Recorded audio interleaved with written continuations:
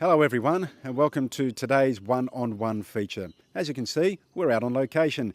Today we're going to catch up with one of Australia's finest ever broadcasters.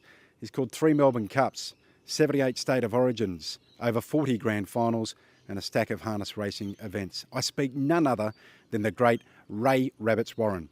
Let's go and have a chat to him. First of all, Ray, thank you very much for welcoming us into your home. It's an absolute pleasure. We look forward to this chat that we're going to have in the future. How are you doing? I'm going okay. I didn't realise that you were bringing Hollywood to Castle Hill, but you've got cameras and staff and people. It's quite exciting. Yeah, it's a big production as far as harness racing is concerned. We are moving into the future. A lot of what we're going to talk about today is based on your book called The Voice, and it's been selling magnificently well. You could have been mistaken though, Ray, or a lot of people could have been mistaken, Ray Warren, The Voice, that you were going to be a judge on the Channel 9 show alongside Kylie Minogue or Ricky Martin or something. Yeah, that's one way of looking at it. I had nothing to do with the naming of the book, but certain people thought it was a most appropriate thing to call it, and I've been waiting anxiously to hear whether Channel 9 or Johnny Farnham took exception. I thought there might have been a lawsuit or something like that, an injunction, but no, I haven't heard from either Channel 9 or Farnham, so it's been on its merry way now since August, and it's really just blown me away, the amount of people that have bought the book. You know, it's been great. Christmas is coming up, will be a great buy for many people to read, but let's go back to the humble beginnings. You're from harness racing heartland, you're from the Riverina. Yeah. Yeah, Junee, of course, as far as trotting is concerned, is one of the hubs of harness racing. The Harpleys, particularly the Harpleys. They had some very good horses. I remember, I think, the best one I saw them race was a horse called R. Drossen, who was owned, I think, from memory from a fellow called Kelly from Leeton or something like that. But Junee's really, really strong in harness racing. That's one of my regrets, really. I never got to call a race in Junee at the Paceway. I went down there with Johnny Tapp once to do a gymkhana, and we got washed out. So I probably was never meant to call there at all. You mentioned in your book you're indebted to the Young, Tamora and West Wyalong trotting clubs. Yeah, I am, because you've got to understand that I basically came on board at 2LF Young. They gave me a chance to realise my dream. I always wanted to be a sports commentator, and I started when I was 6, rolling marbles down a slope and calling them as horses. Because Mum and Dad were having threepence on the horses, I was a captive in the kitchen where we did everything. They'd be listening on this big radio, half the size of a refrigerator, and I became obsessed by this man called Ken Howard, and then I developed this obsession or fantasy to become a sports commentator. So I knocked on doors and I knocked on doors, and then I almost gave up the thought that I was ever going to make it, until one day a telegram arrived. People probably wouldn't know what a telegram is today, but I got a telegram from 2LF Young, and they asked me, did I still want to be a sports commentator? And that was 1964. I went to Young calling football, Mark Cup, and then that enabled me to meet a lot of people from the area. And the Show Society, they ran trotting. They gave me the job calling the trots. West Wyalong did the same. Tamora did the same. So that's why I say I'm indebted to those people, because they gave me a chance not just to call horse racing or football, but to call harness racing and greyhounds and God knows what I didn't call. And that sort of put me in a pretty good position to further my career somewhere down the track. You mentioned your mum and dad. Tell us what type of people they are. Oh, they were salt of the earth. You know, everybody says they were the best mother and father in the world. I think they were. But he was a fettler on the railway, you know. I guess I love telling this story because I'm proud of it, you know. He was a fettler. He worked with a pick and shovel, 100 degrees, laying the railway lines or fixing the railway lines so that we could travel safely on the train. And Mum, she had 7 kids. I'm the youngest. She cleaned the bank. She cleaned the courthouse. She'd do some cooking at the hotel. When they were out at Brushwood, she'd get on the train and go into Coolaman, and she would cook and clean at the local hotel there at Coolaman. So they were very, very hard-working people, and they were doing what they were doing to raise this family of 7. And I can honestly say I don't think we ever wanted for anything. But that doesn't make you a spoiled brat, you know. I'm really proud that we came up through a little timber, weather-beaten cottage. That's all it was. It was a humble cottage. And you never had your own bedroom, you shared. We had no shower, we had no hot water. We cooked on a fuel stove. It was just an incredible upbringing. Do you remember any incidents or accidents along the way in your childhood?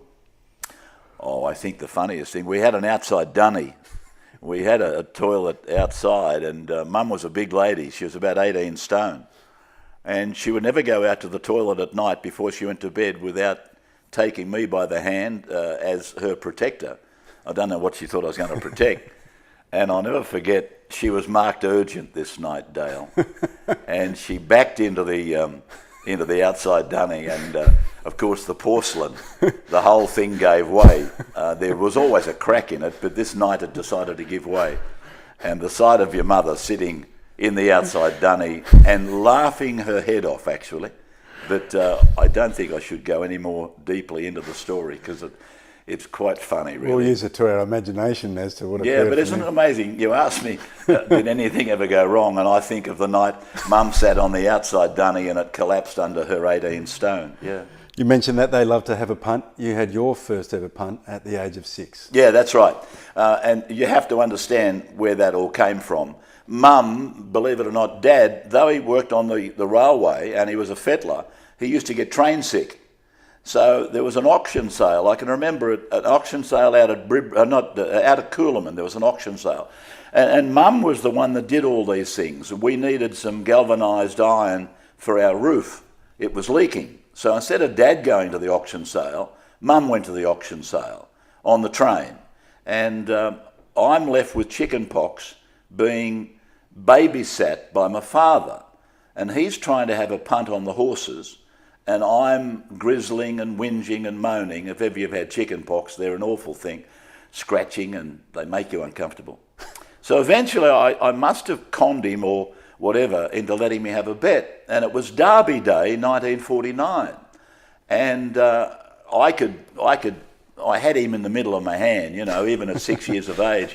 And he said, oh, well, you can have sixpence on something. And I chose to back a maiden in the Derby. I had no idea that maidens weren't supposed to win derbies. For the young people, Rabs, sixpence in the current day and age, what are we talking about? You say a 50-cent bet? I got no idea. Is it that big a bet? I got no idea. I only went to 3rd year at high school. I've got no idea about inflation. Well, I asked my mum the same thing the other day. She said it was 2 and 6. Yeah, I don't know. I got no idea. But at the end of the day, I had sixpence on Playboy, not because of the name Playboy, but because I knew enough about racing that this fellow called George Moore, he was the messiah. He was the superstar.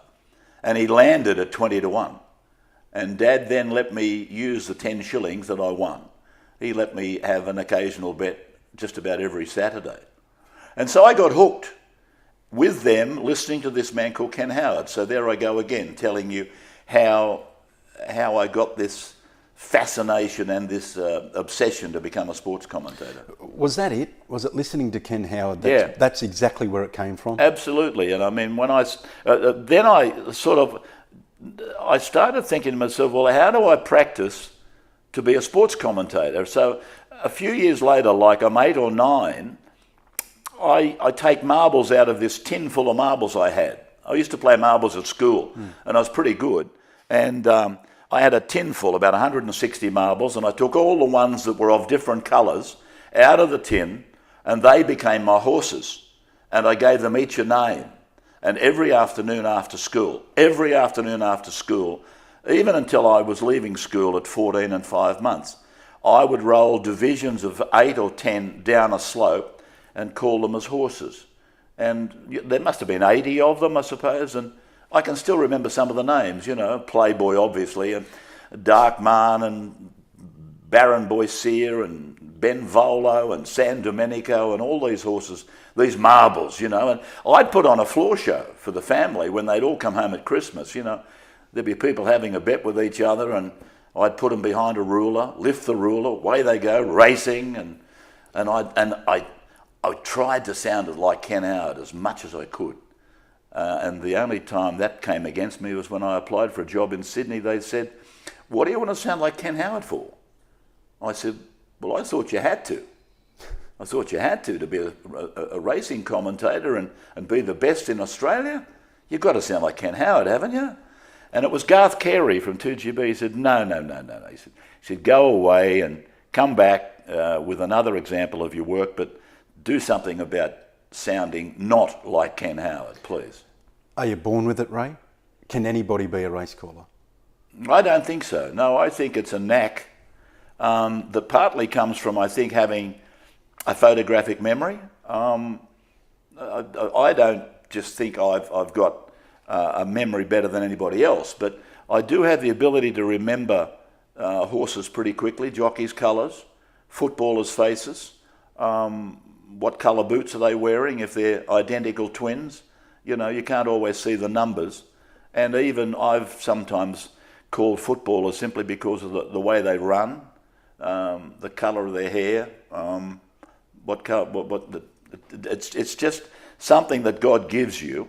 And when I studied law in the police force, I was getting marks like 99 out of 100, because law, you had to remember it verbatim, pretty much word for word, the statutes, the legislation. So it's not just confined to race callers. Prior to being a broadcaster, you mentioned being in the New South Wales Police Force. Was it enjoyable? Yeah, well, I was in the cadets, with the New South Wales Cadets. I've got to be honest with you. They had an academy at Burke Street, and we always thought that we were just the downtrodden members of the police force. I think they treated the dogs and the horses better than us. But I left there and went to the ACT police force, which meant that I had to go to Melbourne to their academy and train there as well. Because the ACT force, which was a police force in Canberra, unlike the federal police, they had better conditions, much better conditions. And so it was in Canberra where I got the telegram to go across to Young. I used to finish work at 3 o'clock of an afternoon in Canberra. I'd take my tie off, I'd take my gun belt off, my baton out of my pants, and I'd get out on the top of the grandstand at Canberra races. And I took my tape recorder with me, and I'd try and call the races, from the hot grandstand roof. I remember I got blisters on my bum during summer. It was that bloody hot,